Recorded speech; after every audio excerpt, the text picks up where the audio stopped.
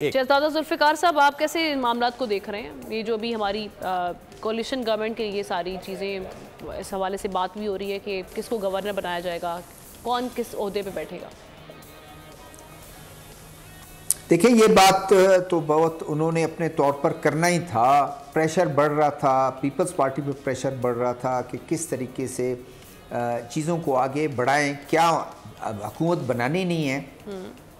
नून league तो अपने तौर पे कोशिश कर रही थी कि हुकूमत बनाए, लेकिन पीपल्स पार्टी अपने टर्म्स पर कोशिश कर रही थी बनाना। ओहदे भी चाहिए, हुकूमत में भी शामिल नहीं होना, किसी उस मसलों में भी शामिल नहीं होना। बिल आखिर वो हो गया, तय पा गया। पंजाब में भी जो ख़बरें छपी हैं अखबारात में, उसमें ये भी गर्दिश कर रही थी कि पीपल्स पार्टी अड़ी हुई है कि पंजाब में आप काबीना में हमें हिस्सा देंगे। उस पर बात शायद बन नहीं रही, इसलिए उन्होंने नून लीग को कह दिया कि हम वफाक में भी शामिल नहीं होंगे। बातें कितनी दुरुस्त हैं कितनी नहीं है, लेकिन एक कमज़ोर हुकूमत होगी, उस कमज़ोर हुकूमत को ये आगे लेके चलेंगे।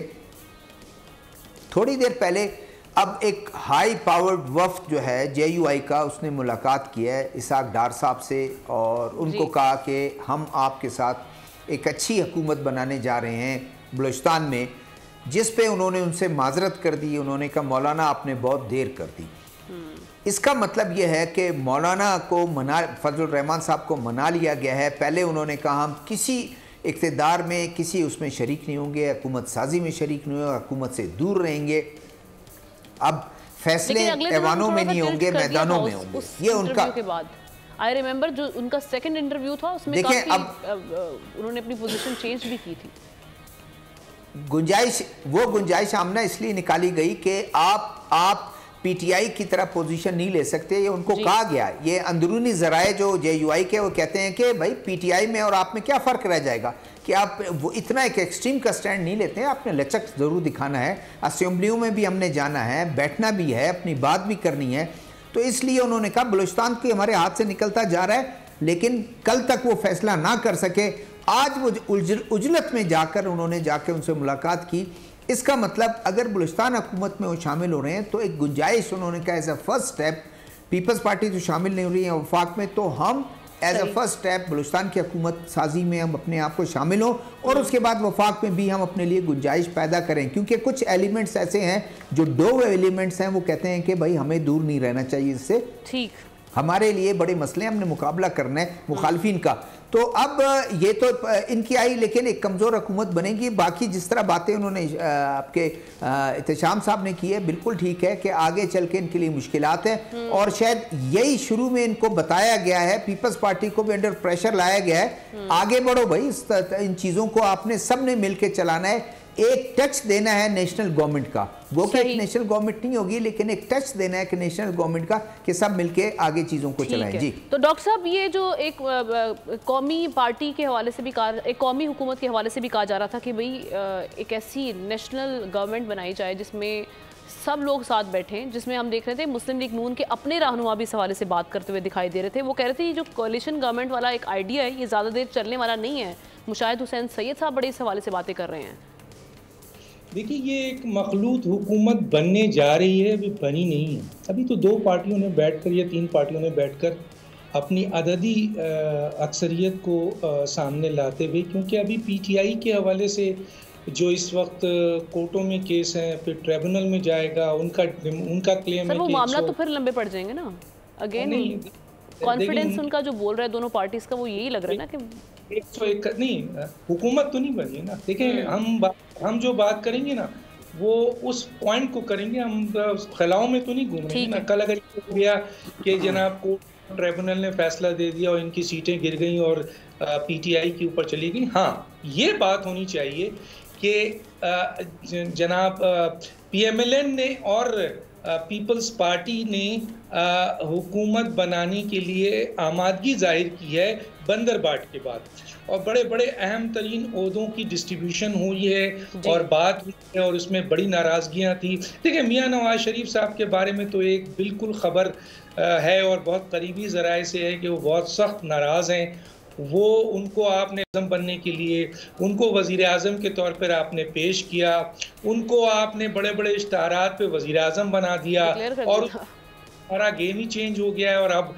जनाब मियां नवाज शरीफ साहब जो हैं वो कमरे में बैठे हुए बहुत गुस्से में हैं, लेकिन वो मजबूर सिर्फ इस बुनियाद पे हैं कि पंजाब में उनकी बेटी को हुकूमत दी जा रही है और मरकज़ में जो है वो उनको जो है वो लाकर जिस तरीके से उनके मुकदमात को रिलीफ दिया गया, बस कहा गया कि यहीं तक आप काफ़ी हैं। तो किसी दिन का मीडिया से रब्ता होगा, ताल्लुक होगा, तो वो बहुत कुछ सामने आ जाएगा। बहरहाल अब जो मसला है वो पीपल्स पार्टी ने बहुत ही खूबसूरत और बड़ा स्मार्ट खेल खेला है। देखिए, नहीं भूलना चाहिए कि हमें ये देखना चाहिए कि हमने 16 महीने की वो हुकूमत देखी थी जो बड़ी इत्तेहादी हुकूमत थी, 13 सियासी जमातें उसमें शामिल थी। इनमें इतनी बड़ी सियासी जमात नहीं है, इनमें पीपल्स पार्टी वो ओन ही नहीं कर रही है जो आने वाले वक्त में जो है PMLN जो है वो फेस करेगी। देखिए, PMLN हुकूमत करने जा तो रही है, लेकिन अहम तरीन आईनी ओहदे पीपल्स पार्टी ने अपने पास ले लिए हैं। दूसरा, पास बहुत बड़ी चाबी है पार्लियामेंट में, वो जब चाहे PMLN की हुकूमत को गिरा सकती है। चुनांचे भारत ना भी लेने के बावजूद काबीना में उनके काम होंगे। नंबर 2, पार्लियामेंट में कानून साजी में उनके बगैर PMLN कानून साजी नहीं कर सकती, हुकूमत नहीं चला सकती। तो इस तरह से जो हुकूमत ली गई है वो एक बहुत कमज़ोर हुकूमत है, मखलूत हुकूमत, जिसको इसकी बुनियाद जो है वो मैं नहीं समझता कि इसको अवामी सपोर्ट भी हासिल है। अवाम की अक्सरियत अपने वोट डिस्ट्रीब्यूट किए हैं। एक मेजर पार्टी जो अक्सरियत रखती है वो अपोजिशन में बैठेगी अगर उसके वो तमाम वोट उनको नहीं मिलते हैं। चुनांचे ये जो मखलूत हुकूमत बनकर आगे जाएंगे तो हमने 16 महीने में 85 की काबीना और उसमें जो आपके कारकर्दगी है वो हमने देखी है। अब उससे ज्यादा हालात हैं, बड़े चैलेंजेस बहुत बड़े हैं। लगारी साहब, इस सूरत हाल में PMLN के लिए एक मखलूत हुकूमत को जो बहुत कमजोर हुकूमत है और किसी दूसरे के हाथ में उसकी चाबी है और वो इस हुकूमत का हिस्सा भी नहीं है, बड़ा मुश्किल हो जाएगा अपने आप को कुछ करके दिखाना। भारत देखते हैं कि अगर हुकूमत पहले तो बना सकते हैं या नहीं बना सकते हैं। चलें लगारी साहब, ये जिस तरह से डॉक्टर साहब ने भी इस जानिब तवज्जो दिलाई है कि अभी जो पीपल्स पार्टी की जो सारी पोजीशन है बड़ा स्मार्टली उन्होंने मूव किया, स्मार्टली वो प्ले कर रही है, तो क्या PMLN को इदराक नहीं है कि वो पहले भी जब शहबाज लेड गवर्नमेंट 16 माह सारा उनके ऊपर मलबा गिरता है, जब भी कहा जाता है शहबाज शरीफ साहब ने वो नहीं चला पाए, अच्छे एडमिनिस्ट्रेटर थे लेकिन वो वज़ीर आज़म के ओहदे पे वो सूटेबल नहीं थे, तो वो क्यों ले रही है PMLN फिर ऐसी हुकूमत जो इतनी वीक और फ्रेजाइल है? PMLN ने या शहबाज शरीफ ने बुराई क्या की है? असल बात तो ये है, असल पाकिस्तान में बुनियादी मसला क्या है, जनरल ज़िया ने कहा था कि हम इंतकाल इक़्तिदार नहीं करेंगे, हम शराकत इक़्तिदार करेंगे।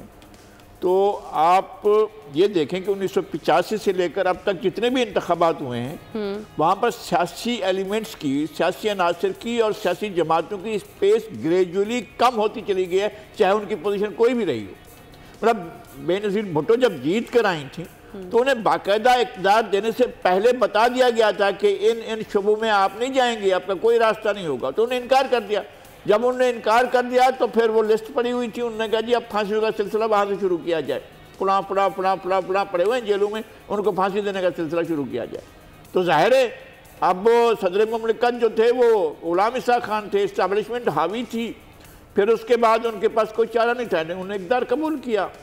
इस तरह से मशरूत इक़्तिदार कबूल करने की जो रिवायत है वो 88 से शुरू हुई, फिर 90 में, फिर 93 में, फिर 96 में, फिर अपना 97 में, और उसके बाद 2002 और ग्रेजुअली वो स्पेस कम होती चली गई, अब भी कम हुई है। इसलिए कि फिर ये गमले लगाने का सिलसिला जो शुरू हुआ उसने भी और ज़्यादा ख़राब किया इस सारी सूरत हाल को। तो अब ये दो जमातें मिलकर बैठी हैं। मैं इसको, ये तो सही है कि कमज़ोर हुकूमत है, लेकिन मैं इसको समझता हूँ कि ये बेहतर डिलीवर करने की पोजीशन में होगी। हालात बहुत ख़राब हैं, बिल्कुल ख़राब हैं हालात, लेकिन उसके बावजूद बेहतर डिलीवर करने की कोशिश करेगी। और मुझे ये गुमान है और मैं समझता हूँ कि शायद पीपल्स पार्टी ब्लैकमेल नहीं करेगी। अच्छा। और ये नहीं करेगी कि जनाब चलें ठीक है आप हमारी फलां बात नहीं मानते तो हम अलग हो रहे हैं इक़्तिदार से, ऐसी सूरत हाल नहीं होगी और हुकूमत चलती रहेगी। और लेकिन असल बात यह है कि डिलीवर करना है। दो मुख्तलिफ किस्म के कॉन्स्टिट्यूंसीज की पार्टियां हैं, दोनों की दोनों जो बड़ी पार्टियां हैं इक़्तिदार में। मुस्लिम लीग नून देखती है मर्केंटाइल उसकी तरफ और कॉरपोरेट सेक्टर की तरफ और इंडस्ट्रियलिस्ट की तरफ और ट्रेडर्स की तरफ और उसके अलावा इंडस्ट्रियल इनकी तरफ देखती है, जबकि पीपल्स पार्टी लेबर को और पीजेंट्स को, किसानों को, खवातीन को, इन सेगमेंट्स को देखती है। अब इन दोनों सेगमेंट्स का तालमेल हो रहा है कि ये दोनों सेगमेंट्स जो हैं वो मिलकर क्या डिलीवर, उनके लिए क्या डिलीवर हो सकता है। वो चाहेंगे कि कुछ जो है बड़े जो ज़्यादा पैसे वाले हैं वो इनको दे, और ये चाहेंगे कि कुछ जो और सब्सिडी दी जाए। देखें इसके इस असल झगड़ा इस बात पर होगा। लेट्स सी कि किस तरह से मामला चलते हैं। सब्सक्राइब करें और बेल दबाएं ताकि कोई खबर रह न जाए।